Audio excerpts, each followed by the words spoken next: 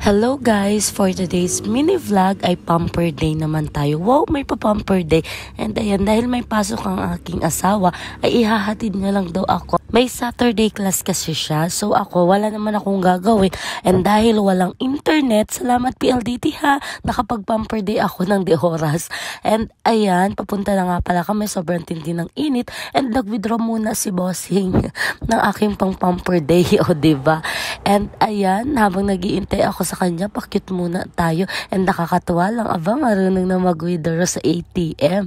And soon, mag-open na kami ng bank savings account naming dalawa para mas makaipon tayo para sa futures natin. Futures? Ang daming futures yun. And ayan, after nun, kaya nga pala nag-withdraw yan kasi may babayaran kami na laptop dun sa pinsan ko and para din sa pamper day ko. And ayan, dali-dali na nga kami kasi may pasok pa siya and hinatid na niya ako dito syempre sa FA Beauty Lounge kasi magpa-pamper day tayo, magpapalinis tayo ng kuko. And pinag-iisipan ko kung magpapa-eyelash extension ako kasi bet na bet ko yung eyelash extension din nila na si Ate Joy ang gumawa. And ayan yung mga price list nila, kaya i-check nyo na rin. And si Ate Cha nga pala yung naglinis ng kuko ko, and thank you Ate Cha sa paglinis ng kuko ko. And marami silang services dito, pwede kayong pumunta dito guys. Nagre-reband din sila dito, nagde-treatment, nail extension, nail polish, microblading, eyelash extension, basta sobrang dami dito. Kaya kung magpa-pamper day kayo, dito na kayo pumunta kasi all in na talaga. Paglabas nyo maganda na kayo, ay char. And ayan, panibagong color nga pala yung aking pinalagay. And ito naman si Ate Karen ang naglinis nun sa paa kong mahirap tanggalin. O diba, ito na nga pala yun sa kamay ko. Ang ganda ng color niya. O, mala nature muna tayo, green. And hindi ko na pala muna pinalinisan yung paa mamaya na after lunch kasi lunch nga pala kami ng family namin and ititreat namin sila. Simpleng bagay lang naman to and kailangan din naman natin itreat yung ating mga magulang kasi nga syempre patanda na sila kaya kailangan mag-enjoy na rin nila. Hindi yung tayo lang yung kumakain, dapat sila din. Dahil natikman ko na masarap dito sa Abings at murang-mura, affordable pa, ay talaga namang niyaya ko na sila. Wala nga pala si mama, si kuya kasi nasa ibang bansa, nasa Manila. And then yung mga kapatid ni Jerome naman nagdi-deliver, yung iba nasa Manila. Kaya kami lang ang mapapansin nyo bakit ang unti namin family. Kakunti lang talaga kami lang yun nandito kasi ayan, isa na naman pong bata ang masaya dahil kakain na kami na naman.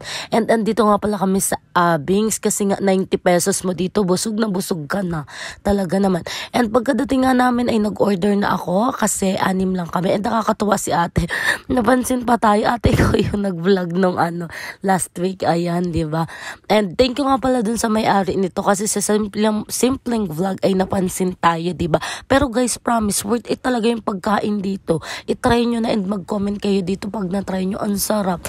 Lalo na yung chicken barbecue nila. Sobrang sarap as in. Ayan. And diba, may bata na namang masaya at makakakain na naman ang masarap.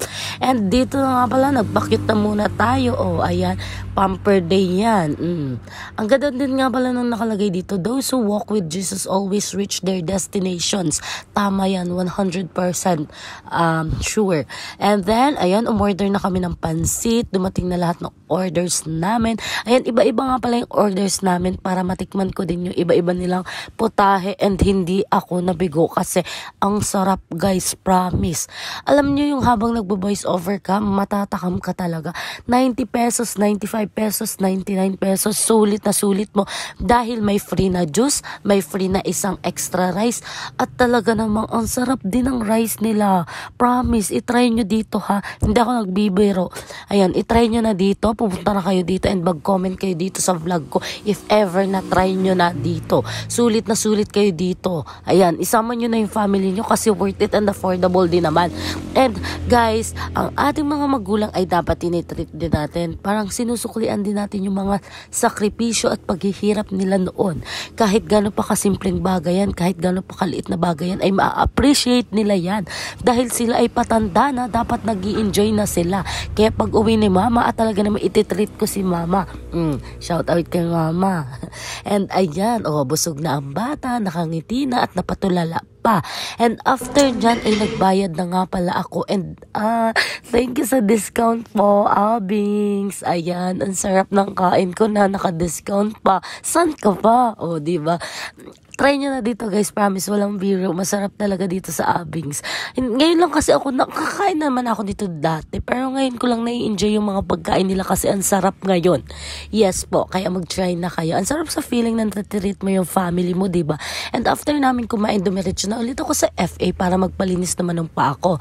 And ayan, si ate Cha, diba? Seryoso sa paglinis nung napakadumi kong paa at mukhang luya. Ay, ang pangit kasi talaga ng paa ko, pero okay lang yan. And ayan, tingnan niyo yung kuko ko sa kamay. Ang ganda na, diba? Pang-aura na. Sana wag ipatanggal ng teacher. At ayan, may nagpariban din nga pala dito. Ay, sana all. Hindi kasi ako makapagpariban dahil kami ay nakapuyod lagi araw-araw sa HM. Pag HM student ka. And ayan, patapos na nga pala yung aking paa. Tingnan nyo naman, nagmukhang paa na talaga siya. Ayan, thank you Ate Cha for doing my nails. Thank you so much. Ordinary nails lang nga pala pinagawa ko kasi if ever ipatanggal ng teacher ay pwede tanggalin agad.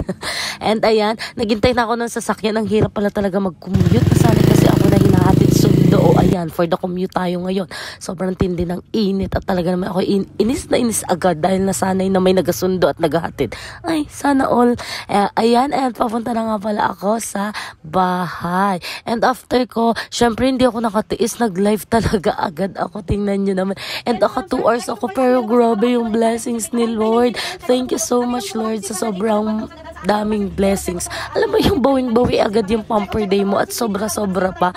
And ayan, kaya talaga pag may pangarap tayo, pag may goals tayo, ay talaga naman tayo ay sisipagan para matupad yung mga pangarap natin. Huwag tayong patamad-tamad, lalo na kung katulad ko kayong magastos. Ay, char, thank you Lord sa blessings.